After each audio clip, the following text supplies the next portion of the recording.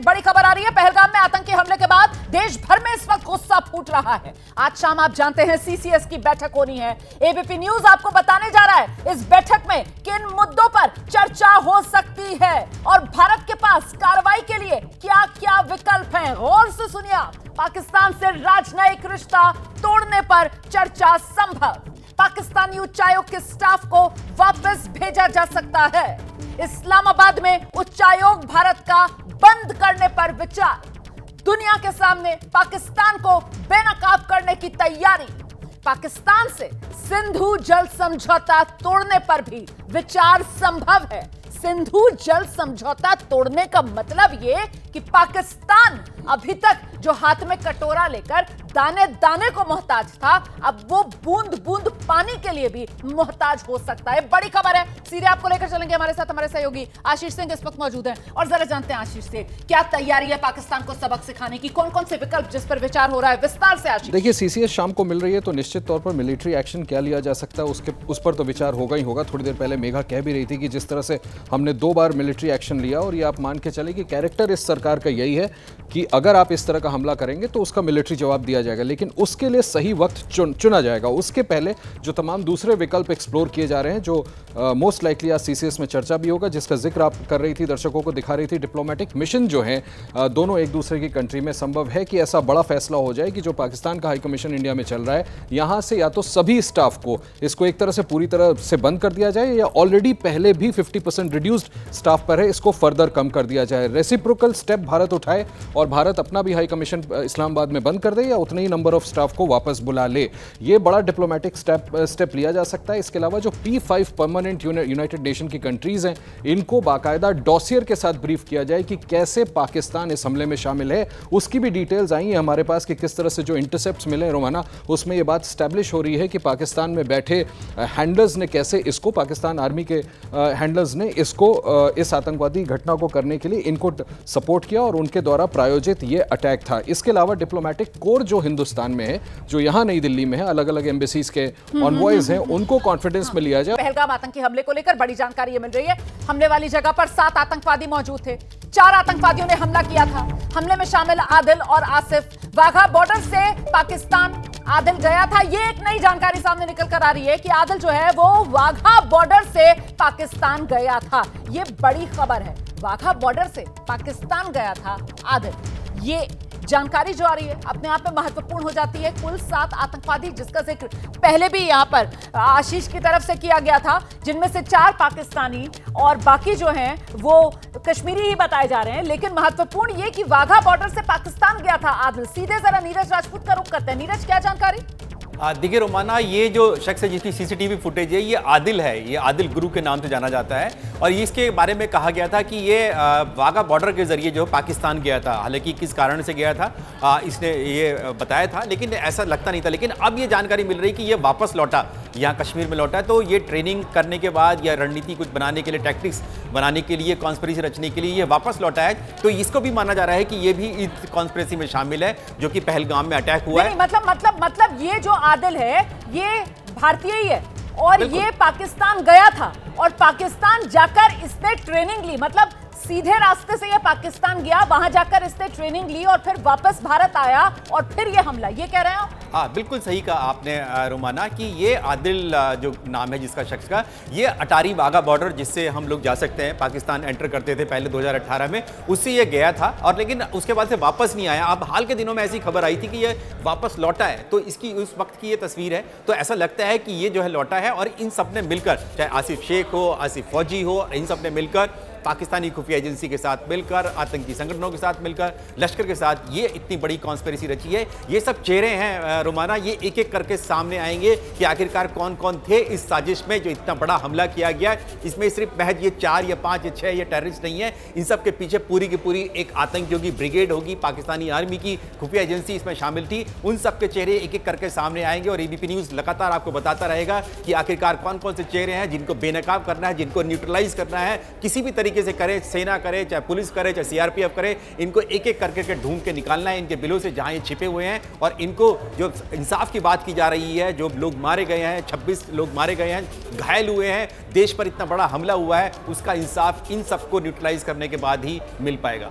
ये बड़ी बात आप कह रहे हैं, वाकई में ये साजिश जो है बड़ी है, साजिश जो है गहरी है, लेकिन धीरे धीरे कर इसकी हर परत जो है वो खुलकर सामने रहेगी। और देख लीजिए आप, अभी से इन आतंकवादियों की तस्वीरें जो है वो सामने आ चुकी हैं। इन आतंकवादियों का पूरा काला चिट्ठा, इनकी पूरी की पूरी जो क्राइम की कुंडली है, धीरे धीरे कर वो भी सामने आने वाली है। और इस बीच ये तस्वीर आप आदिल की देख रहे हैं, जो वाघा बॉर्डर के रास्ते पाकिस्तान गया था, पाकिस्तान जाकर इसने वहां ट्रेनिंग ली थी और वापस हिंदुस्तान लौटकर ये पहलगाम को दहलाने का काम जिसने इसे पाकिस्तान से घुसपैठ कराए आतंकवादियों की मदद के साथ किया। इस बीच एक और बड़ी खबर आपको बता देते हैं। पहलगाम हमले को लेकर खुफिया सूत्रों के हवाले से बड़ी खबर ये आ रही है, हमले का सीधा पाकिस्तान कनेक्शन। लीजिए बड़ी खबर, पाकिस्तान से सीधा कनेक्शन हमले का। मुजफ्फराबाद और कराची से हमले के तार जुड़ रहे हैं। पाकिस्तान से आतंकवादियों को मदद मिली, पीओके के कैंप में आतंकवादियों को ट्रेनिंग दी गई। बड़ी खबर है, सीधे मुजफ्फराबाद से, कराची से अब इस साजिश के तार जुड़ रहे हैं। पीओके में आतंकवादियों को ट्रेनिंग दी गई। आतंकवादियों के पाकिस्तानी हैंडलर्स के नाम का भी अब खुलासा हो रहा है। आशीष, ये परतें खुलती जा रही हैं। जी बिल्कुल, अभी हम बात कर भी रहे थे कि भारत कैसे डॉसियर्स दे सकता है पाकिस्तानी हैंड का डिप्लोमेटिक कोर को। और देखिए ये बड़ी जानकारी रोमाना आ रही है हमें टॉप इंटेलिजेंस सोर्सेज से कि इंटेलिजेंस के जो इंटरसेप्ट्स भारत के पास हैं वो सीधा लिंक करते हैं पाकिस्तान से, पाकिस्तान के खासकर मुजफ्फराबाद और कराची। मुजफ्फराबाद जो कि पाकिस्तान ऑक्यूपाइड कश्मीर में है, और कराची, इन दो जगहों के सेफ हाउसेस से बाकायदा जो डिजिटल फुटप्रिंट मिले हैं उससे भी ये एस्टैब्लिश हो गया है कि कैसे इसके पीछे, इस हमले को कराने के पीछे पाकिस्तान का हाथ था। रेजिस्टेंस फोर्स को हर तरह की मदद की गई। मैं आपको बता दूं, हवाला के जरिए इन तक पैसे पहुंचाए गए। अच्छा। जी हाँ बिल्कुल, और जमीनी स्तर पर कुछ एनजीओज ने इनकी मदद की। Investigations and intercepted communications consistently link attacks to Pakistani handlers. तो ये अब बिल्कुल साफ है, ये एक फुल प्रूफ सबूत भारत के पास। फिर से मैं दोहरा दूं, मतलब एनजीओज के जरिए भी आप कह रहे हैं कि पैसे इनको पहुंचाए गए, मतलब एनजीओज जो जम्मू कश्मीर में काम कर रही है, जाहिर सी बात है वही एनजीओज होंगी। जी हाँ बिल्कुल बिल्कुल, मैं आपको कॉन्क्रीट इंफॉर्मेशन दे रहा हूं जो कि इंटेलिजेंस इनपुट्स हैं और बेस्ड ऑन इंटरसेप्ट्स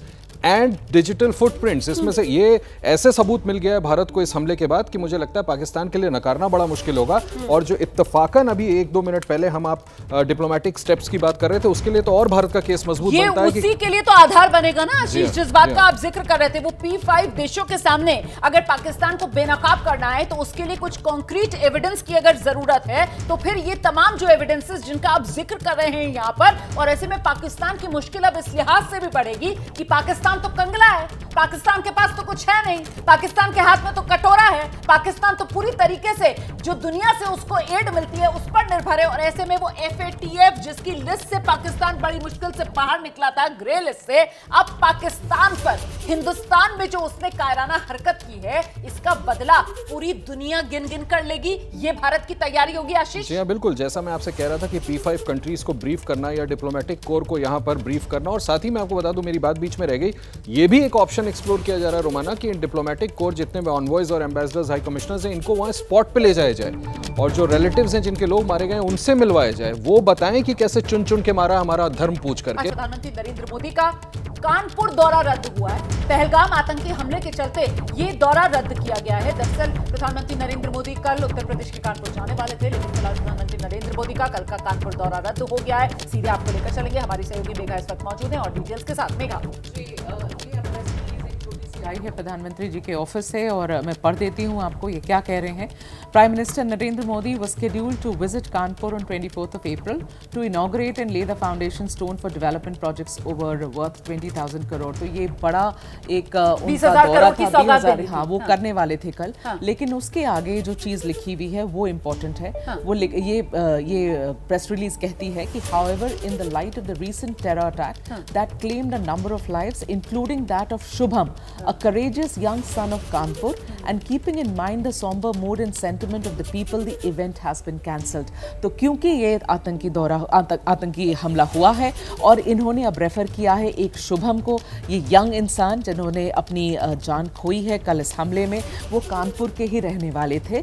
तो ये प्रेस रिलीज में उनका मेंशन है। ये कहा जा रहा है कि क्योंकि उनकी जान कल चली गई है, उनकी मौत हो गई है, इस सिचुएशन वहाँ पर बहुत सॉम्बर है, इसको मद्देनजर रखते हुए ये पूरा दौरा कैंसिल किया जा रहा है। देखिए हम respect. तस्वीरें भी दिखा रहे जी, थे और कानपुर के शुभम द्विवेदी जिनकी इसी साल फरवरी के महीने में शादी हुई थी, अपने परिवार के साथ कानपुर के शुभम द्विवेदी भी गए हुए थे यहाँ जम्मू कश्मीर घूमने के लिए, और पहलगाम में उनकी भी बड़ी निर्मम तरीके से हत्या कर दी गई है। फिलहाल ये बड़ी खबर है, प्रधानमंत्री नरेंद्र मोदी का कल जो कानपुर दौरा था वो भी रद्द कर दिया गया है। इस बीच बहुत महत्वपूर्ण जानकारी यहाँ पर आशीष की तरफ से दी जा रही थी। आशीष प्लीज अपनी बात पूरी कीजिए। आप जो कह रहे थे किस तरीके से बेनकाब करने के लिए वो जो पीड़ित हैं, वो जो भुक्तभोगी हैं आतंकवाद के, उनका आमना सामना करवाया जाएगा इन आतंकियों के साथ बेनकाब करने के लिए, ताकि केस फैब्रिकेटेड और कॉन्कॉक्टेड ना लगे। हाँ। आप आइए, आप अपने आंखों से आप देख लीजिए और उनसे सुन लीजिए कि किस तरह से चुन चुन के पाकिस्तानी आतंकियों ने मारा और धर्म पूछ के मारा। ये एक मुझे लगता है कि बहुत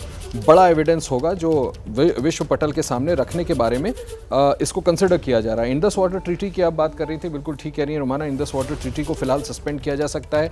आज सीसीएस की बैठक है, इन सारे बड़े ऑप्शंस पर चर्चा होनी है। इतना कम से कम संकेत जरूर दिया गया है मुझे कि डिप्लोमेटिक एंड काइनेटिक स्टेप्स लिए जाएंगे। काइनेटिक इन व्हाट सेंस, यानी इमीडिएट स्टेप्स। जो भी लेना है वो इमीडिएट स्टेप्स लेना। आखिर और क्या वजह है कि प्राइम मिनिस्टर कानपुर नहीं जा रहे हैं? हाँ। ठीक है, तो कोई ना कोई इंपॉर्टेंट और बड़े स्टेप्स लिए जाएंगे।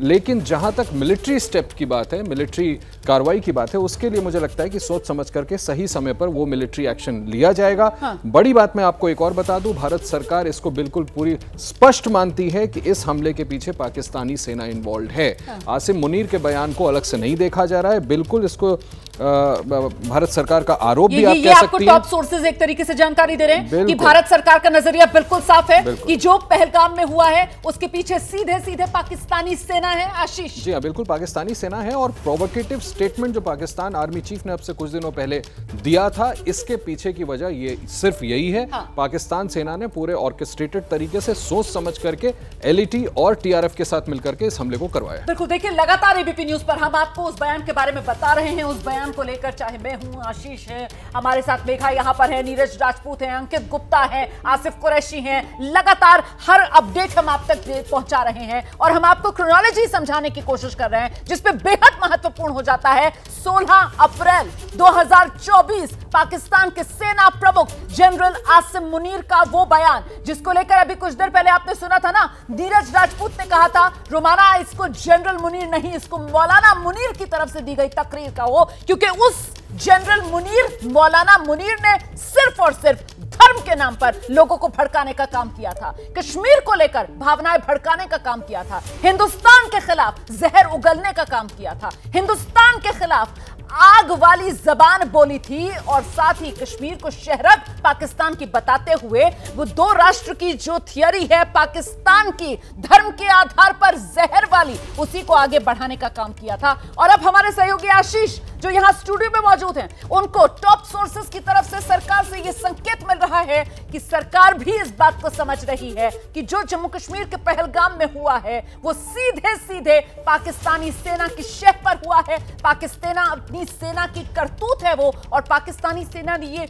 मॉड्यूल कहां से सीखा, कहां से अपनाया, वो सीधे सीधे हमास से जुड़ता हुआ नजर आ रहा है। इस पर मैं आगे नीरज के पास जाऊंगी, लेकिन पहले मेघा का हम रुख करेंगे। और मेघा, ये जो शुरुआती कदम है पाकिस्तान को सबक सिखाने वाले, जिसका जिक्र अभी आशीष की तरफ से किया जा रहा था कि साहब एक तो वो राजनयिक रिश्ते जो हैं उस पर फुल स्टॉप लगेगी, साथ ही वो सिंधु जल संधि जो है उसको लेकर भारत फिलहाल उसको सस्पेंड कर सकता है और दुनिया के सामने पाकिस्तान को बेनकाब करना है। ये वो शुरुआती कदम हो सकते हैं। बिल्कुल, इनफैक्ट मैं आपको थोड़ा पीछे ले जाना चाहती हूँ। कल जब ये आतंकी हमला हुआ तो आपको याद होगा जो पहला बड़ा बयान इंटरनेशनली आया वो पुतिन से आया, वो व्लादिमीर पुतिन से आया, रशिया से आया, वो सबसे बड़ा बयान। उसके तुरंत बाद प्रेसिडेंट ट्रंप का बयान आया और प्रेसिडेंट ट्रंप ने फिर नरेंद्र मोदी जी से कल बात करी। उसके बाद प्राइम मिनिस्टर इटली मेलोनी जी, उनका बयान आया। तो ये आप एक तरीके से देखिए तुरंत मतलब घंटों के बीच में रशिया का बयान आता है, यूनाइटेड स्टेट्स ऑफ अमेरिका का बयान आता है, इटली का बयान आता है और फिर तमाम और देशों का बयान आ रहा है। और हर कोई, हर देश, हर हेड ऑफ स्टेट भारत के साथ खड़ा है। इनफैक्ट जब प्रेसिडेंट ट्रंप ने कल कहा कि हमारा पूरा support, our entire support is with India और हमारी संवेदनाएं, all our sympathies with India, तो आप समझिए एक तरीके से वहां पे तो ग्राउंड बन ही रहा है। जैसे कई तमाम एक्सपर्ट्स कह रहे हैं ना कि तुरंत शायद कुछ नहीं होगा, मैं भी मानती हूं कि शायद बिल्कुल इंस्टेंट एक्शन आपको एक्सपेक्ट नहीं करना चाहिए, मगर एक्शन तो आपको एक्सपेक्ट करना चाहिए। और इस एक्शन के लिए मुझे जो मैं समझती हूं कि इस बार का एक्शन बड़ा होगा, सबकी आंखों में होगा कि हां अब भारत ये करेगा, क्योंकि आपने खुद भारत को ये मौका दिया है करने के लिए। आप भारत के अंदर घुसते हैं, लोगों का धर्म पूछकर एक एक को चुन चुनकर उनकी बीवियों और बच्चों के सामने मार देते हैं, और इस तरीके से मारते हैं, ऐसी जगह पे मारते हैं जहां कोई उनको मदद नहीं की जा सके। और आप चुनौती देते हैं, आप वहां महिलाओं को छोड़ते हैं और कहते हैं कि जाओ अपनी सरकार को जाकर बताओ। जब आप इस तरीके की चुनौती देंगे तो फिर आप समझ लीजिए आपको जवाब उसी अंदाज में मिलेगा, और जवाब ऐसा कड़ा होगा कि फिर जब तक पाकिस्तान का अस्तित्व होगा तब तक पाकिस्तान बिलबिलाता रहेगा। आप यकीन मान लीजिए निर्णायक फैसले का वक्त आ गया है, लेकिन वो फैसला कब होगा इसका वक्त भी हम ही तय करेंगे। हिंदुस्तान तय करेगा इसका वक्त, हिंदुस्तान तय करेगा इसका तरीका, और हिंदुस्तान तय करेगा इसका अंजाम। इस बात को लेकर आप गारंटी रखिए, क्योंकि ये मोदी की गारंटी है। इस बीच पहलगाम आतंकी हमले को लेकर देश भर में गुस्सा फूट रहा है। लोग पाकिस्तान और आतंकवाद के खिलाफ प्रदर्शन कर रहे हैं और इस हमले का बदला लेने की सरकार से मांग कर रहे हैं। ये तस्वीरें देखिए आप, ये तस्वीरें देश के हर हिस्से से तस्वीरें आ रही हैं, लोग सड़कों पर उतरे हुए हैं। इसमें जम्मू कश्मीर के श्रीनगर और जम्मू की तस्वीर, आप तस्वीर रामनगर की भी देख रहे हैं, आप देश के पश्चिमी हिस्से से मुंबई की तस्वीर देख रहे हैं। प्रधानमंत्री नरेंद्र मोदी के अपने संसदीय क्षेत्र वाराणसी की तस्वीर भी इसमें है, और साथ ही साथ तस्वीर अमेठी की भी आपके सामने है। इस बीच पहलगाम में ये जो आतंकवादी हमला हुआ, पर्यटकों को जो चुन चुन कर निशाना बनाया गया, हमले की जांच शुरू हुई है। देश भर में ये आक्रोश की तस्वीरें मैं आपको दिखा रही हूं, लेकिन अब सबसे बड़ा सवाल जिसकी तह तक जाना है कि ये साजिश जो पाकिस्तान में रची गई, कहां रची गई, कैसे रची गई, इसके सूत्रधार कौन है, ये वो तमाम सवाल हैं। कड़ियां सरहद पार से जुड़ रही हैं, और साफ है साजिश न सिर्फ सरहद पार रची गई बल्कि सीधे पाकिस्तानी एस्टैब्लिशमेंट यानी पाकिस्तान की सेना, पाकिस्तान की ISI इसमें शामिल है। सरकार इस बात को मानकर चल रही है। क्यों? ये रिपोर्ट देखिए।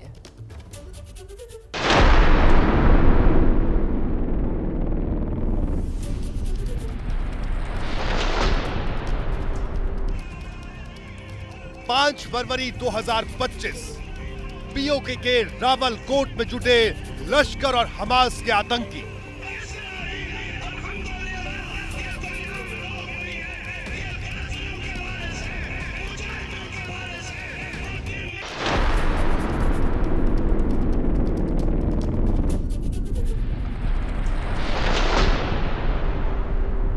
Our ambitions are different. 16 अप्रैल 2025 हिंदुओं को लेकर पाकिस्तान सेना प्रमुख मुनीर की भड़काऊ तकरीर।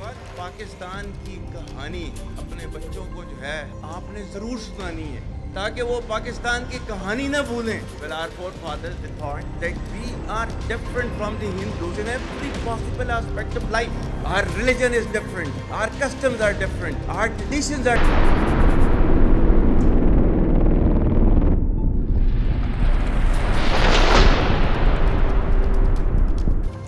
20 अप्रैल 2025 पीओके में हमास के खूंखार कमांडर का गर्मजोशी से स्वागत।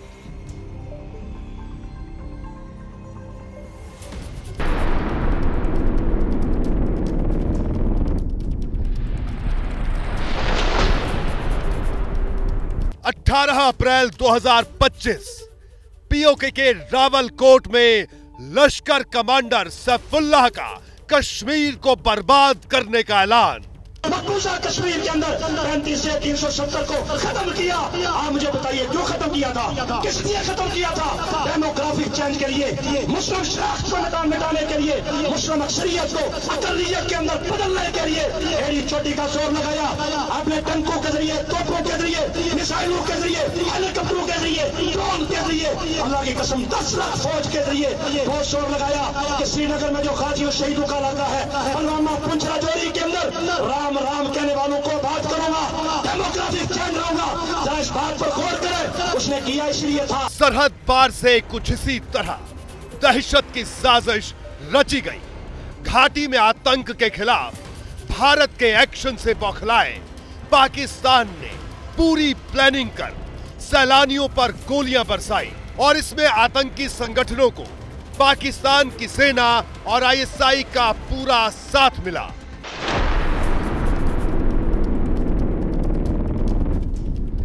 तो लगातार हम आपको बता रहे हैं किस तरीके से ये कड़ियां सरहद पार से जुड़ती हुई नजर आ रही हैं, कैसे पाकिस्तान में बैठे हुए आतंकवादियों के ये आका, जिसमें सीधे सीधे पाकिस्तान की एस्टैब्लिशमेंट शामिल है, वो लंबे वक्त से इस साजिश को रचने में लगी हुई थी। और आखिरकार 22 अप्रैल 2025 जो कुछ पहलगाम में हुआ, उसने न सिर्फ हर हिंदुस्तानी बल्कि दुनिया के हर उस शख्स को दहला कर रख दिया जिसके सीने में एक इंसान का दिल है। क्योंकि सिर्फ और सिर्फ जानवर और आतंकवादी इस तरीके की हरकत कर सकते हैं या इस तरीके की हरकत पर खुश हो सकते हैं। कोई इंसान ऐसे काम ना कर सकता है और ना उस पर खुशी मना सकता है। फिलहाल सीधे आपको लेकर चलेंगे, हमारे साथ हमारे तमाम सहयोगी इस वक्त मौजूद है। नीरज राजपूत के पास मैं आपको लेकर चलूंगी। नीरज, पूरी तरीके से पाकिस्तान अब बेनकाब हो रहा है, खासतौर से वो फरवरी से जो सिलसिला शुरू होता है, उसके बाद अप्रैल के इसी महीने में आसिम मुनीर का वो बयान आता है, हमास को जिस तरीके से हाथों हाथ पाकिस्तान में लिया जाता है, और फिर पहलगाम में वही हमास वाली मोडस ऑपरेंडी जो हमास के आतंकवादियों ने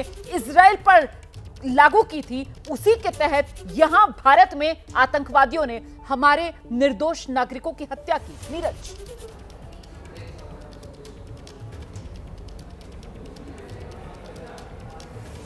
आपको मेरी आवाज मिल रही है नीरज? मुझे लगता है नीरज से फिलहाल हमारा संपर्क नहीं हो पा रहा है, लेकिन मुझे लगता है इसी सवाल का जवाब जरा पहले आशीष से लेते हैं, उसके बाद मेघा आपके पास आ रही हूं। आशीष, मानो मुझे माफ करिएगा, मैं एक आपको अपडेट दे देता हूं, मैं उसमें थोड़ा सा इन्वॉल्व हो गया। जल्दी से, क्या बड़ी खबर है?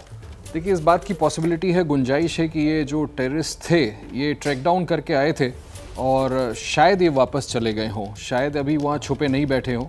8 घंटे का कोई वक्त लगता है और 40 मिनट करीब ये वहाँ पर थे, जैसा कि अभी तक हमारी सिक्योरिटी एजेंसीज को पता चला है। आप दोबारा बताइए इस खबर के बारे में, दोबारा बताइए। देखिए, 2 बड़ी चीज़ पता चल रही है, जिस अभी इसको मैं बहुत ज़्यादा सर्टेन तो नहीं कर सकते, लेकिन ऐसा जो सोर्सेज से जानकारी मिल रही है उसके मुताबिक इस गुंजाइश को नहीं नकारा जा सकता कि शायद इस अटैक को करने के बाद ये सभी सेफली वापस पाकिस्तान चले गए। कोई 8 घंटे का वक्त, देखिए ऊपर से पहाड़ से आने में कोई 8 घंटे का वक्त लगता है। जो जानकारी मुझे दी जा रही है, इन्होंने पहले ट्रैक डाउन किया है, उस जगह पर आए हैं, वहाँ पर लोगों को मारने के इस पूरे जो घटनाक्रम था इसमें करीब 40 मिनट मुझे बताया जा रहा है ये आतंकी वहाँ पर थे, और उसके बाद संभवतः उसी ट्रैक से वो वापस 8 घंटे होते हुए वापस पाकिस्तान भी भाग गए। इस गुंजाइश को रूल आउट नहीं किया जा सकता।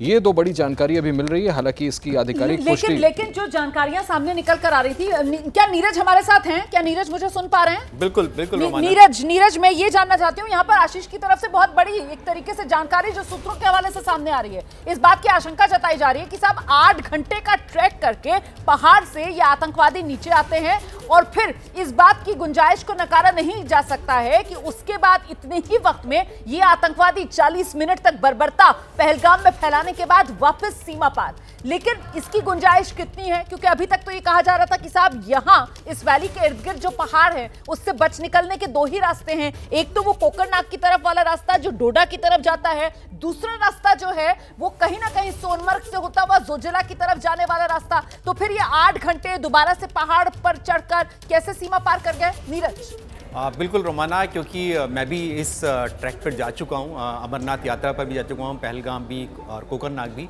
और जो रास्ता इन्होंने लिया था, ट्रैक जो उन्होंने लिया था, जो राजौरी से और छतरू की तरफ, वो ट्रेडिशनल रूट नहीं था आतंकियों के आने का। आतंकियों का रूट होता था, अगर राजौरी पुंछ से अगर वो इन्फिल्ट्रेट करते हैं, घुसपैठ करते हैं, तो वो मुगल रोड की तरफ से आते हैं, जो मुगल रोड, पुरानी मुगल रोड है, उस रोड से आते थे। लेकिन पिछले कुछ महीनों में हमने देखा कि मुगल रोड पर बहुत ज़्यादा सुरक्षा हुई, इसलिए इन्होंने ये अनट्रेडिशनल रूट लिया छतरू जाने का, और उसके बाद किश्तवाड़। ये बहुत ही मुश्किल ट्रैक है रोमाना यहाँ पहुँचने के लिए, और अगर ये वापस लौटते हैं तो बहुत ही ऐसा कह सकते हैं कि बहुत ही एक्सपर्ट ये हैं ट्रैकिंग में, एक्सपीडिशन में, क्योंकि यहाँ से भी अगर ये सोनमर्ग और गांदरबल वाला रूट भी लेते हैं तो बहुत मुश्किल होगा इनको वहाँ से निकल कर जाने के लिए। हमले के बाद तो उनको समय लग सकता है वहाँ से गुजरने में। रात का समय था, क्योंकि हमला 4 बजे हुआ था, तो ऐसे में अगर रात में इन्होंने ट्रैक किया तो रात में बहुत मुश्किल होता है ट्रैक करना इस इलाके में, क्योंकि ये रोड नहीं है, यहाँ पर कोई रोड नहीं है, आपको ट्रैक करके ही जाना पड़ेगा, ऊंची नीची पहाड़ियों में जंगल से होते हुए जाना पड़ेगा, तो एक लंबा समय इनको लग सकता है सीमा पार करने में। लेकिन ये आशंका मतलब आप कह रहे हैं पूरी तरीके से खारिज नहीं की जा सकती है, जिसके बारे में अभी अभी आशीष सिंह ने हमें जानकारी दी है कि आतंकियों के पास पाकिस्तान भागने का इतना वक्त की हो सकता है कि वो पाकिस्तान भाग गए हों। हमले वाली जगह 40 मिनट तक ही थे आतंकवादी, जिस तरीके से जानकारी अभी हमारे सहयोगी आशीष दे रहे थे। 8 घंटे का वक्त लगा, 8 घंटे ट्रैक करके पहाड़ से वो नीचे आते हैं, 40 मिनट तक वो वहां पर आकर बर्बरता करते हैं और उसके बाद दोबारा उसी रास्ते से। और वो रास्ता कौन सा है, आए किस रास्ते से थे ये समझिए आप। वो रावलकोट जो कि पीओके में है, वो पीर पंजाल रेंज में ही पड़ता है दरअसल। तो ये पीर पंजाल से होते हुए राजौरी की तरफ आए, राजौरी से ये जो छतुर वाला रास्ता है वहां से होते हुए फिर ये वधावन और पहलगाम, इस तरीके का ये पूरा का पूरा रूट बताया जा रहा है। और नीरज ने जैसा कि बताया कि ये पारंपरिक रूट नहीं रहा है। आशीष, इनको तो बाकायदा ट्रेनिंग दी गई है, डिफिकल्ट हमारे और आपके लिए है। ये तो ऑन मिशन आते हैं, इस तरह का हमला कैरी आउट करना था, इसके लिए इनको बाकायदा वहाँ ट्रेन किया गया है करके। मैं फिर कह रहा हूँ कि अभी जो हमें सोर्सेस से जानकारी मिल रही है उसके मुताबिक इस गुंजाइश को नहीं नकारा जा सकता। ब्राइट पॉसिबिलिटी मैं कहूंगा कि शायद ये क्रॉस ओवर कर चुके हैं, भाग चुके हैं। और मुझे लगता है देयर बाई अब भारत के लिए ज़्यादा बड़ी चुनौती होगी कि इन अटैकर्स का पिन पॉइंट करके हमको लोकेशन पता करना पड़ेगा। अगर भविष्य में कोई मिलिट्री एक्शन होता है तो अच्छी बात यह है कि जो इंटरसेप्ट है वो बताते हैं कि मुजफ्फराबाद और कराची से इनको मॉनिटर करके प्लान करके इनको यहाँ भेज करके ये आतंकी घटना को अंजाम दिया गया है। तो थोड़ी सी चुनौती बढ़ जाती है, लेकिन जो मैं आपसे कह रहा हूँ कि इस बात को इनकार नहीं किया जा सकता कि संभवतः वो आए हैं इतने घंटे लगा करके और उसके बाद उसी रास्ते से वापस जाने में भी शायद कामयाब हुए। बिल्कुल। और लेकिन इसके साथ मेघा, भारत के पास एक मजबूत दावा भी हो जाता है ना कि क्यों जरूरी हो जाता है पाकिस्तान में घुसकर हमला करना, वार करना, चुन चुनकर इन आतंकवादियों को सफाया करना। इनका जो जानकारी यहां पर आशीष दे रहे हैं कि आशंका इस बात की, उससे इनकार नहीं किया जा सकता कि हो सकता है जिस तरीके से आए उसी तरीके से उसी रास्ते से वापस पाकिस्तान लौट गए। ये रोमाना, ये आशंका और भी गहरी इसलिए हो जाती है क्योंकि लगभग 24 घंटे का समय बीत गया है। पिछले कल 3 बजे के आसपास की घटना है। अब लगभग 24 घंटे होने को आया, आप एक भी आतंकी अभी तक पकड़ा नहीं गया है। 5 आतंकी की बात करी है, जो आई विटनेसेस हैं उन्होंने 5 आतंकी की बात करी है जिन्होंने गोलीबारी वहां करी, तो 5 वहां थे। उसके अलावा ये कहा जा रहा है कि 2 और स्नाइपर पहाड़ी के ऊपर खड़े थे जो किसी को इस तरफ नीचे नहीं आने दे रहे थे। 7 लोग कवर दे रहे थे।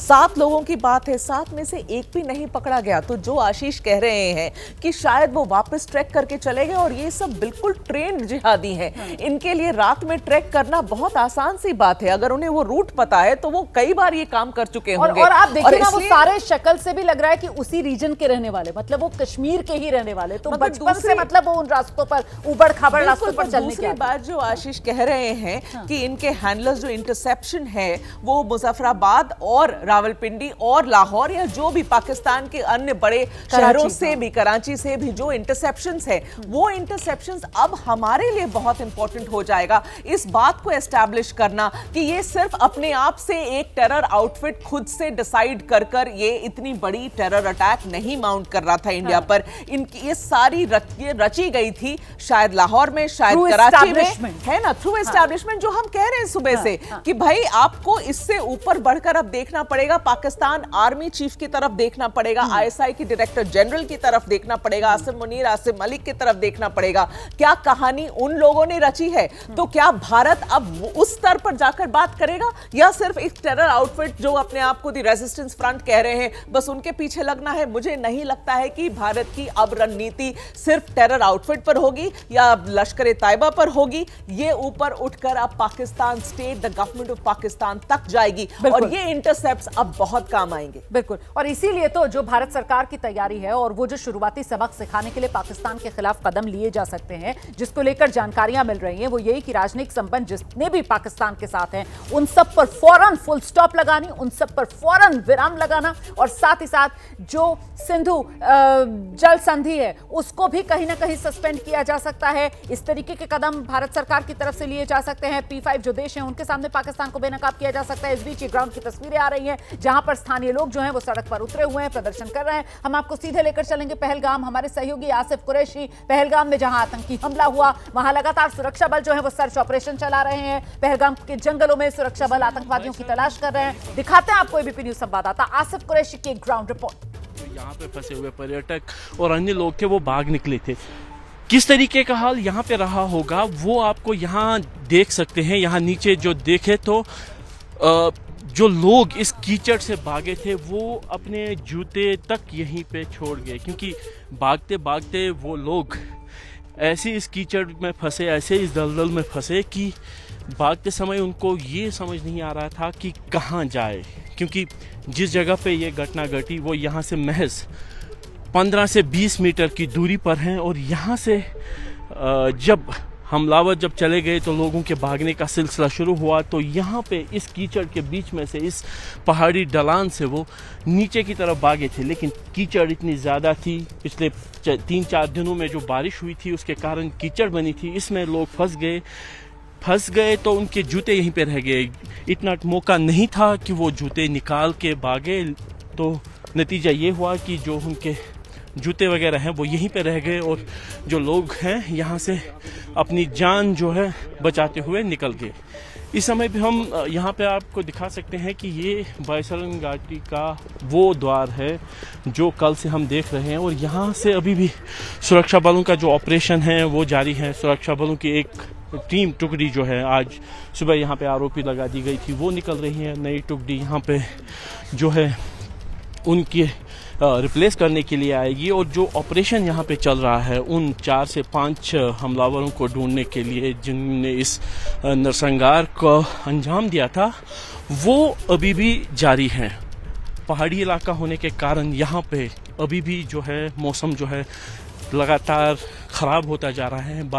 बादल आ गए हैं काफ़ी ज़्यादा और अंदेशा ये है कि अगले कुछ घंटों में यहाँ पे बारिश भी हो सकती है, लेकिन इसके बावजूद भी जो ऑपरेशन है वो लगातार जारी है। और इसका अंदाज़ा यहीं पे लगाया जा सकता है कि कितना दुर्गम इलाका था जहाँ पे ये हमला अंजाम दिया गया और इस वजह से भी कि यहाँ तक पहुँचना संभव नहीं था, जल्दी संभव नहीं था। तो इसी वजह से जो हताहत लोग थे उनका रेस्क्यू ऑपरेशन चलाने में इतनी दिक्कतों का सामना करना पड़ा। ये घोड़े कल से ही यहीं पे हैं। लोग यहाँ पे घोड़े बांध थे जो उन टूरिस्ट के साथ आए थे। बहुत सारे ने अपने घोड़े तो यहाँ से निकाल लिए, लेकिन अभी भी ऐसे घोड़े यहाँ पे हैं जिनके मालिक अभी इनको यहाँ से नहीं ले जा पाए हैं और ये घोड़े मालिकों का इंतज़ार यहाँ पे कर रहे हैं। अब देख सकते हैं, मैं कैमरामैन से कहूँगा थोड़ा आगे आए और यहाँ से ये दुर्गम जो रास्ता है ये आपको दिखाए जहाँ से सुरक्षाकर्मी अब नीचे की तरफ जाकर इस ऑपरेशन को आगे बढ़ा रहे हैं। सुरक्षा बलों का ये कहना है कि जब तक इन हमलावरों को नहीं ढूंढा जाएगा, जब तक हमलावरों को न्यूट्रलाइज नहीं किया जाएगा, तब तक ये ऑपरेशन जो है लगातार जारी रहेगा। आपसे थोड़ी देर पहले जो गृह मंत्री है खुद यहाँ पे आकर उन्होंने इस जगह का निरीक्षण किया था, जिसके बाद उन्होंने यहाँ पे वरिष्ठ अधिकारियों से बातचीत की, उनसे इनपुट्स भी लिए। और ख़ास बात यही है कि अब यहाँ पे जिस तरीके से ऑपरेशन चलाया जा रहा है उसकी समीक्षा के बाद आज शाम 6 बजे कैबिनेट कमेटी फॉर सिक्योरिटी की जो बैठक होनी है उसमें ही अंतिम फैसला लिया जाएगा कि इस हमले के बाद किस तरीके की जवाबी कार्रवाई करनी है। कैमरामैन अरशद हुसैन के साथ आसिफ कुरैशी, एबीपी न्यूज़, बायसरन घाटी, पहलगाम। इस बीच जो बड़ी जानकारी सामने आ रही है, इनफैक्ट जिसकी आशंका जताई जा रही है कि हो सकता है ये आतंकवादी जिस रास्ते से आए, ट्रैक कर आए, उसी रास्ते से ट्रैक करके वापस पाकिस्तान की सीमा में दाखिल हो गए। हमारे साथ इस वक्त हमारे सभी सहयोगी मौजूद हैं। मैं जरा जल्दी से नीरज का रुख करती हूँ। नीरज से हम ये समझते हैं, नीरज ये जिस रास्ते का यहाँ पर जिक्र हो रहा है, क्योंकि आपने बताया कि ये अभी तक पारंपरिक रास्ता नहीं रहा है घुसपैठ का, लेकिन इस बार आतंकवादियों ने पीर पंजाल की पहाड़ियों से होते हुए रजौरी और फिर ये जो वधावन वाला रास्ता है यहां से पहलगाम आने का रूट तैयार किया अपने लिए। ये किस तरीके का रूट है, यहां पर किस तरीके के चेक पॉइंट्स, किस तरीके का क्रॉस चेक, या फिर इस इलाके की टोपोग्राफी कैसी है, क्या आड़ मिलती है जिसमें छुपकर यहां से आना जाना इन आतंकवादियों के लिए आसान बनाता है मामला? देखिए रोमाना, जो पारंपरिक रूट है वो रजौरी और पुंछ से बहुत इन्फिल्ट्रेशन पिछले कई सालों में होती रही है यहाँ से। तो ये रूट लेते थे, यहाँ से अगर एंटर करते हैं पाकिस्तान से, रावलकोट एकदम पुंछ के सामने वाला इलाका है। पुंछ से महज 35 या 40 किलोमीटर की, हमारा जो पुंछ है उससे 35 या 40 किलोमीटर क्रो अगर डिस्टेंस हम लोग देखते हैं, यानी कि एयर स्पेस में अगर देखें तो 35 से 40 किलोमीटर का डिस्टेंस है वहाँ तक पहुँचने का। तो ये वहाँ से आते हैं बहुत मुश्किल, क्योंकि मैं खुद पुंछ रजौरी वाले इलाके में जा चुका हूँ। तो वहाँ पर बहुत मुश्किल होता है, बहुत घने जंगल है, पहाड़ हैं, ऊंचे हैं, बहुत पहाड़ है। आप बहुत मुश्किल होता है कि आपको दूर तक का डिस्टेंस नहीं दिखाई देता, विजिबिलिटी बहुत कम होती है आपकी। तो ऐसे में ये आतंकी आते हैं, लोकल जो टूरिस्ट जो टेररिस्ट गाइड जिनको बोलते हैं, स्थानीय लोग जो है इनकी मदद करते हैं, वो इनको इन्फिल्ट्रेट कराते हैं। और पहले क्या होता था, मुगल रोड से ही आते थे। मुगल रोड सीधा जो है आपको सोपोर और अनंतनाग से कनेक्ट कर देता है रुमाना। वो भी मुश्किल रोड है, काफ़ी लंबा, 4-5 घंटे आपको लगते हैं व्हीकल से, आपको अगर कार से जा रहे हैं, गाड़ी से जा रहे हैं तो। लेकिन ये लोग ट्रैक करके जाते थे उस पूरे एरिया को। मुगल रोड में पूरा बर्फ से जमा रहता है ठंड के वक्त में। लेकिन वहाँ पर क्या हुआ, पिछले कुछ सालों में भारतीय सेना ने, सीआरपीएफ ने पूरा वहाँ पे एकदम उसको सील कर रखा है उस रोड को कि आप नहीं जा सकते। उसके आसपास के जितने भी हाई रेंजेस हैं, जिन्हें हम पीर पंजाल रेंजेस बोलते हैं, साउथ ऑफ पीर पंजाल और north of Pir Panjal. North of Pir Panjal यानी कि उरी का एरिया, कश्मीर घाटी का एरिया, और साउथ ऑफ पीर पंजाल यानी कि आपका पुंछ रजौरी वाला जो एरिया है, अखनूर वाला जो एरिया, उसको साउथ ऑफ पीर पंजाल बोलते हैं। तो ये पीर पंजाल के रेंज के साथ साथ चलते हुए सोपोर तक, शोपियां तक पहुंचे थे, शोपियां, और उसके बाद फिर अनंतनाग, जो जहां पर ये अटैक हुआ। लेकिन अब इन्होंने क्या किया, ये घूम कर गए, छतरू वाला एरिया लिया इन्होंने यहाँ से, जो कि हम लोग किश्तवाड़ वाला जो एरिया है, बदावन वाला एरिया जो है, ये भी पूरा जंगल का एरिया, पहाड़ का एरिया है। और यहाँ पर जो पिछले कुछ महीनों में अगर आपको याद होगा कि कई टेररिस्ट अटैक हुए, कि टेररिस्ट यहाँ देखे गए, यहाँ देखे गए।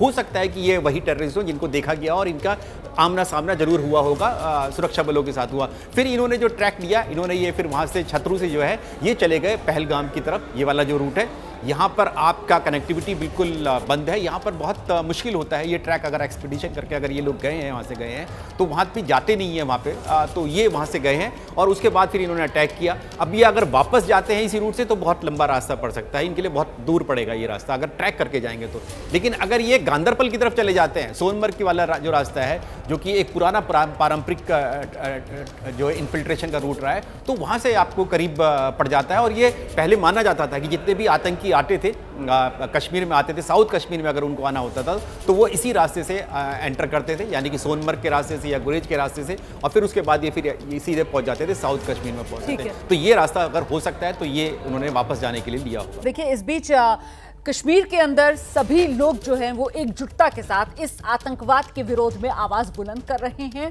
कश्मीर में विपक्षी दल के तौर पर भूमिका निभाती हुई पीडीपी, महबूबा मुफ्ती की पार्टी, वो भी आज सड़क पर उतरी। खुद महबूबा मुफ्ती सड़क पर उतरी, विरोध प्रदर्शन किया, आतंकवाद के खिलाफ आवाज बुलंद की। महबूबा मुफ्ती से बातचीत की हमारे सहयोगी बिलाल ने।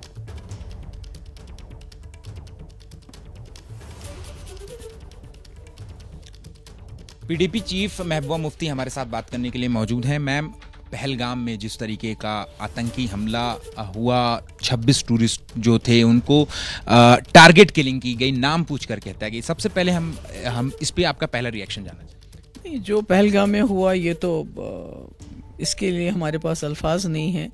हमारे टूरिस्ट भाई पूरे मुल्क से आते हैं और अपनी बचत करके यहाँ आते हैं, बच्चों को लाते हैं, फैमिलीज़ को लाते हैं, उनके हाथ में कोई हथियार नहीं होता है। तो ये इस किस्म का बुज़दिलाना, कावर्डली अटैक, इसकी जितनी मजम्मत हो, हमारे पास अल्फाज नहीं इसकी मजम्मत करने के लिए। फिर इसकी जिम्मेदारी आपको लगता है किसके ऊपर आनी चाहिए? मेरे ख्याल में जो भी दहशतगर्द हैं वो कौन थे, किस ऑर्गेनाइजेशन के थे, वो तो होम मिनिस्टर इन्वेस्टिगेशन की बात बताएंगे ना। तो मैं तो नहीं हूँ एजेंसी में, तो it's for the home minister की एजेंसीज इन्वेस्टिगेट करेंगी कौन सा ग्रुप था टेररिस्ट का जो इसमें इन्वॉल्व था। दैट्स फॉर देम टू से। हाँ, अटैक जो हुआ है वो पहलगाम में हुआ है, एक तरीके से वो आपका इलाका, आप वहाँ से चुनती आई हैं बगल की सीट से।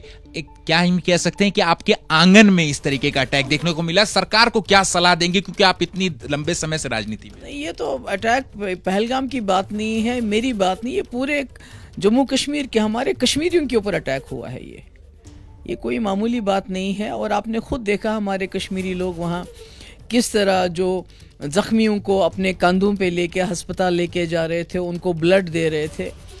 अभी रामबन में कुछ दिन पहले वहाँ भी लैंडस्लाइड आ गया, वहाँ भी लोकल लोग कैसे पैसेंजर्स की देखभाल कर रहे हैं। तो कश्मीरी है, कश्मीरियत हमारी है, उसी कश्मीरियत को दागदार ये लोग करना चाहते हैं। और हम उसको दागदार करने की कतई इनको इजाज़त हैं। ये लोग, ये जो भी टेररिस्ट हैं जिन्होंने ये कल का हादसा किया है, मैंने कहा ना बार बार आपसे कहा है, तो मुझे मालूम नहीं है, इन्फॉर्मेशन नहीं है, वो तो अब जो हमारी एजेंसीज है वो पता लगाएंगी कि इनके पीछे कौन थे। विपक्षी पार्टियां, चाहे हम कांग्रेस की बात कर लें या और दूसरे की भी बात करें, राहुल गांधी ने भी कल जिस तरह से कहा कि सरकार की तरफ से कश्मीर में जो शांति के खोखले वादे किए जा रहे हैं वो साफ दर्शाता है कि वो सभी ऐसा कुछ है नहीं। देखिए, इस वक्त पूरा मुल्क सोगवार है, जम्मू कश्मीर सोगवार है, इतने लोग 28 लोगों की जानें गई हैं, मैं तो कहूँगी शहीद हुए हैं वो लोग। तो ऐसे में मैं कोई पॉलिटिकल बात नहीं करना चाहती। जब वक्त आएगा, जब इसका हम पूरा असेसमेंट करेंगे क्या हुआ, उसके बाद बात करेंगे। आज इतना है कि हम पूरे मुल्क के लोगों से ये कहना चाहते हैं कि हम शर्मिंदा हैं आपसे, आप हमारे मेहमान बन के आए और आपके साथ ऐसा सानिया हुआ, ये नहीं होना चाहिए था, और हम आपके दुख में बराबर के शरीक हैं। इसका कहीं ना कहीं असर यहाँ की जो टूरिस्ट इकोनॉमी है, जो लोकल लोग हैं, क्योंकि बहुत सारे सैलानी, अभी मैं एयरपोर्ट पे था, वहाँ पर भी बहुत भीड़ लगी हुई है, लोग जो है वो जा रहे हैं, लोग डरे हुए हैं। नेचुरली टूरिस्ट आया था वहाँ से बच्चे लेके एंजॉय करने के लिए, तो यहाँ उसके साथ ये हादसा हुआ तो घबरा के वापस चला जाएगा। और नेचुरली हमारी जम्मू कश्मीर की हॉर्टिकल्चर और टूरिज़्म इंडस्ट्री मेन बैकबोन है, तो उस पर असर तो पड़ेगा, पर उससे ज़्यादा मुझे लगता है इंसानियत पे असर है, ये इंसानियत पे दबा है। इस्तीफे वगैरह की भी मांग कर रहे हैं लोग, कई सारी पार्टियां हैं जो गृह मंत्री अमित शाह के इस्तीफे की भी बात कर रही हैं और इंटेलिजेंस फेलियर बता रही हैं। देखिए, मैंने पहले भी कहा कि ये मैं आज कोई पॉलिटिक्स की बात नहीं करना चाहती हूँ। आज सारा मुल्क सोगवार है, हम उनके इस सोग में उनके साथ शरीक हो रहे हैं, इसके अलावा मुझे और कुछ नहीं कहना है। इस वक्त की तस्वीरें मैं आपको दिखा देती हूँ। गृह मंत्री अमित शाह, जिन्होंने यहाँ मौका वारदात पर पहुंचकर पूरी की पूरी स्थिति का जायजा लिया है। जिस वक्त पहलगाम के बाइसरन वैली में अमित शाह पहुंचे, उस वक्त की ये तस्वीर, उनके चॉपर की तस्वीर आप देख रहे हैं। जिस वक्त वो यहां पर पहुंच रहे थे, चॉपर लैंड कर रहा था, उस वक्त की ये तस्वीरें आपके सामने है। यहां ग्राउंड पर पहुंचकर गृह मंत्री अमित शाह ने जो आला अधिकारी यहां पर मौजूद थे उनसे चर्चा की है, उनसे पूरे हालात को लेकर अपडेट लिया है, पूरी की पूरी स्थिति जो है उसके बारे में जाना है कि आखिरकार आतंकवादियों ने किस तरीके से इतनी बर्बरता के साथ 26 लोगों को मौत के घाट उतार दिया। 17 के करीब लोग घायल बताए जा रहे हैं, जिनमें 5 की गंभीर रूप से स्थिति बनी हुई है, ये जानकारी सामने आ रही है। देखिए, वहां पर जो अधिकारी मौजूद, वो गृहमंत्री अमित शाह को बताते हुए किस तरीके से इस हमले को अंजाम दिया गया होगा, इस इलाके की स्थिति क्या है, कितना दुर्गम ये इलाका है, कैसे चारों तरफ पहाड़ से घिरा हुआ ये इलाका, और यहाँ पर जो सुरक्षाकर्मी हैं उनको पहुंचने में क्यों इतना वक्त लगा होगा, वो रिस्पांस को लेकर जो समय लगा उस पर भी कुछ सवाल उठे। लेकिन जाहिर सी बात है, दुर्गम इलाका है और यहाँ गाड़ियों से भी नहीं आया जा सकता है। इसीलिए आपने देखा गृहमंत्री अमित शाह तो सीधे यहाँ पर चॉपर से आए हैं, बाकी अन्य जो पर्यटक यहाँ पर पहुंचते हैं वो या तो पैदल ट्रैक करके जाते हैं या फिर खच्चरों पर बैठकर यहाँ पर जाया जाता है। इस बीच हमारे सहयोगी आसिफ कुरैशी की भी एक रिपोर्ट मैं आपको दिखाती हूँ, यहीं पहलगाम से। इस समय हम बैसरन घाटी पर पहुंच चुके हैं, जहां पे कल एक निर्मम हत्याकांड को अंजाम दिया गया। ये वो बैसरन की घाटी है जहां पे कल सैकड़ों की संख्या में जो पर्यटक थे वो मौजूद थे, जब इसी जगह पे जो मिलिटेंट्स हैं जिनकी संख्या 4 से 5 बताई गई थी, वो अंदर दाखिल हुए। उनमें से एक मिलिटेंट जो है वो इस गेट के सामने खड़ा रहा, गार्ड में रहा, और जो उसके 4 साथी थे वो अंदर गए। अंदर जाकर उन्होंने सभी जो पर्यटक हैं उनको अपने घेरे में लेकर महिलाओं और बच्चों को अलग कर दिया और पुरुषों को अलग कर दिया, और उसके बाद पुरुषों से उनकी पहचान पूछी गई, उनका धर्म पूछा गया, और उसके बाद अंधाधुंध फायरिंग की गई। सुरक्षा बलों का ये कहना है कि कम से कम 2 तरफ से ये फायरिंग की गई, और इस फायरिंग जब रुकी तो जमीन पर 26 लाशें पड़ी हुई थी और तकरीबन 17 लोग अन्य जख्मी थे। चूंकि ये इलाका काफ़ी दुर्गम है और यहाँ तक आने का केवल एक ही जरिया है, वो पैदल हैं, और इसीलिए जो राहत और बचाव के काम है उसमें काफ़ी समय लगा, और जब तक लोगों को यहाँ से नीचे निकाला गया तब तक बहुत सारे लोगों का खून बह चुका था, बहुत सारे लोग मारे गए थे और नतीजा ये हुआ कि इतना बड़ा हत्याकांड यहाँ पे हो गया। इस समय भी यहाँ पे जो है सुरक्षा बलों का ऑपरेशन जो है जारी है। लगातार सुरक्षा बलों की टीमें जो हैं इस पूरे इलाके को खंगाल रही हैं। यहाँ पे पर्यटक तो नहीं हैं, लेकिन जो घोड़े वाले हैं, जो ATV वाले हैं, वो इस जगह पे अभी भी मौजूद हैं और जगह जगह जंगल में जो है तलाशी अभियान चलाया जा रहा है। जबकि अभी भी जो यहाँ पे जो तैनाती है सुरक्षा बलों की वो लगातार हैं। और मैं दिखा दूं कि ये जो पीछे वाली पहाड़ियाँ हैं, बाईसरन घाटी के पीछे वाली जो पहाड़ियाँ हैं, ये पीछे वाला इलाका कोकरनाग से मिलता है और कोकरनाग की पहाड़ियाँ आगे जाके किश्तवाड़ की पहाड़ियों के साथ मिल जाती हैं। यानी ये जो ट्रैक है एक एक्टिव इन्फिल्ट्रेशन रूट है और माना यही जा रहा है कि इसी एरिया से जो घुसपैठ करके जम्मू के एरिया से आए हुए थे 5 हमलावर, वो यहाँ तक पहुंचे और यहाँ पे इतने बड़े हत्याकांड को अंजाम दिया। अब जो ऑपरेशन चल रहा है वो इसी इलाके में चल रहा है उन हमलावरों को ढूंढने के लिए, लेकिन अभी तक सुरक्षा बलों को ज़्यादा कामयाबी नहीं मिली है। लेकिन चारों की पहचान की गई है कि जो विदेशी मिलिटेंट्स हैं उनके फोटोग्राफ जारी कर दिए गए हैं, 3 हमलावरों के स्केच भी जारी कर दिए गए हैं और अब उस पूरे नेटवर्क को खंगालने के लिए सुरक्षा बलों का ऑपरेशन चल रहा है ताकि पूरे तरीके से इस हमले के पीछे की साजिश को बेनकाब किया जाए। जम्मू कश्मीर पुलिस की तरफ से भी एक अलग अभियान चलाया जा रहा है, जबकि इस घटना का जो जांच का जिम्मा है वो NIA को सौंप दिया गया है और NIA की टीम इस समय घटनास्थल पर मौजूद है, यहाँ से साक्ष्य इकट्ठे कर रही हैं ताकि एक फुल प्रूफ केस बनाया जाए और ये पूरी दुनिया को दिखाया जाए कि किस तरीके से इसके पीछे लश्कर और पाकिस्तानी एस्टैब्लिशमेंट का हाथ है। और उसी के आधार पर जो जवाबी कार्रवाई की मांग हो रही है, जैसे पुलवामा हमले के बाद बालाकोट हुआ था, तो अब सबकी निगाहें केंद्र सरकार पर है और CCS पर है कि क्या फैसला लिया जाता है कि इस निर्मम हत्याकांड का जवाब किस तरीके से दिया जाएगा। कैमरामैन अरशद हुसैन के साथ आसिफ कुरैशी, ABP न्यूज़, बाईसरन घाटी, पहलगाम। बिल्कुल, इस वक्त हर हिंदुस्तानी के मन की आस यही है कि इस निर्मम हत्याकांड का जवाब दिया जाए। अब वो जवाब किस रूप में दिया जाएगा, इसे लेकर मंथन चल रहे हैं। पहलगाम हमले को लेकर अब से कुछ देर पहले रक्षा मंत्रालय में जो बैठक चल रही थी, बैठक खत्म हुई है। 3 घंटे तक बताया जा रहा है बैठक चली। इस बैठक में रक्षा मंत्री राजनाथ सिंह, तीनों सेना के प्रमुख शामिल हुए। हमले के बदले को लेकर सेना प्रमुखों ने जो विकल्प दिए हैं उस पर चर्चा हुई है और CCS की बैठक में प्रधानमंत्री के सामने ये तमाम विकल्प रखे जाएंगे, ये भी जानकारी सूत्रों के हवाले से सामने आई है। हम सीधे आपको लेकर चलेंगे, हमारे सहयोगी नीरज राजपूत इस वक्त मौजूद है।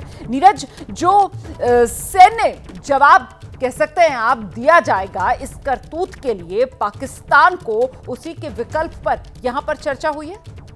बिल्कुल रुमाना, ये जो मीटिंग हुई थी रक्षा मंत्रालय में, ये ठीक इसी के लिए हुई थी कि सेना की क्या तैयारियां क्या हैं, सेना किस तरह से जवाब दे सकती है। जैसे कि हमारे सहयोगी आशीष ने भी पहले बताया था कि कैसे डिप्लोमेटिक तरीके से हम लोग काउंटर कर सकते हैं पाकिस्तान को, पहले वो। लेकिन आर्मी की तैयारियां क्या, आर्मी यानी थल सेना, वायुसेना, नौसेना, तो तीनों सेना प्रमुख वहाँ मौजूद थे, CDS वहाँ मौजूद थे मीटिंग में, और उनसे पूछा गया कि विकल्प क्या हो सकते हैं, क्योंकि सर्जिकल स्ट्राइक और बालाकोट एयर स्ट्राइक तो आप पहले से ही उसको इस्तेमाल कर सकते हैं, तो आगे की हम क्या कार्रवाई कर सकते हैं, तो उस विकल्प पर बात हुई है। प्लान तीनों ने अपना दिया है, थल सेना प्रमुख ने भी दिया, नौसेना प्रमुख ने भी और वायुसेना ने भी।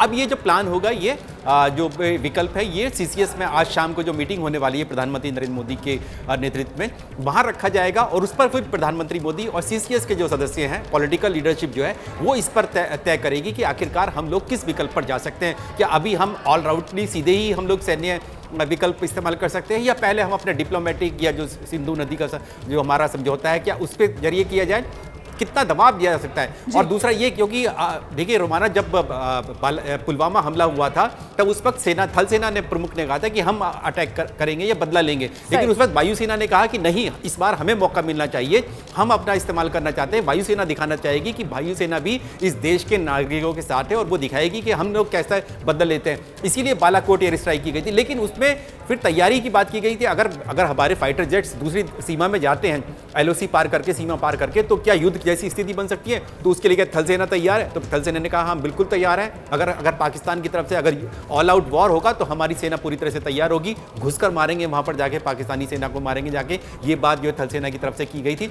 तो ये विकल्प जो है, इस बार हम विकल्प पे नहीं जाएंगे कि क्या विकल्प है, क्योंकि ये प्लान है। प्लान अगर हमें पता भी तो हम बताएंगे नहीं उसके बारे में, लेकिन इतना जरूरी है कि विकल्प दे दिए गए हैं। जैसे कि नौसेना का मैं एक छोटा सा एग्जाम्पल आपको दे सकता हूं। उस वक्त जब पुलवामा हमले के बाद हुआ था, तो उस वक्त नौसेना प्रमुख ने भी कहा था कि हम भी अपना विकल्प दे सकते हैं, हम लोग भी बदला ले सकते हैं, क्योंकि हमारा देश है ये, हमारी नौसेना जो है हमारे देश के नागरिकों के लिए है, हमारे देश के सुरक्षा बलों के लिए है।